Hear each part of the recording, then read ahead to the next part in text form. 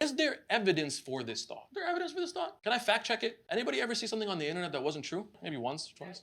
Very, very rare. But the same way we want to fact check things on the internet so bad because so much of it is nonsense. Same thing for my own thought. Again, this is a practice. Even if you know it conceptually, I got to put this into practice. That's the E in earth. The second one, is there an alternative? So this happened and that's the way I thought. Is there another way I could look at that? Is there a different way that I can understand that? Is there a different script I can put that's not the one that I'm saying to myself right now? That's the A in earth. It's another way I can look at this.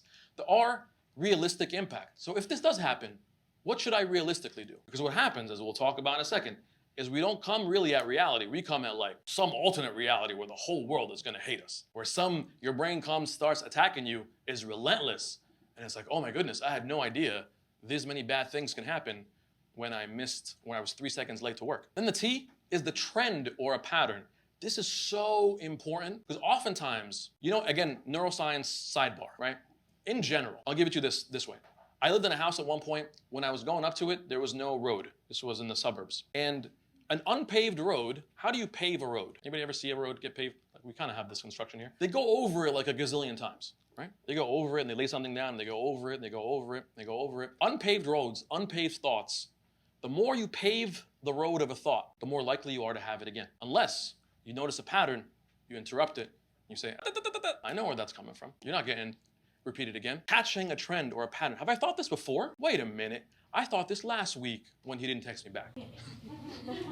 Wait a second. I thought that last time when she ghosted me. Let's take a look. Bless you. And lastly, this is my favorite. That's how you know I really wrote it.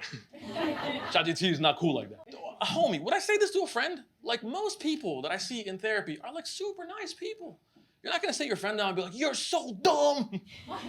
How could you think that, you idiot?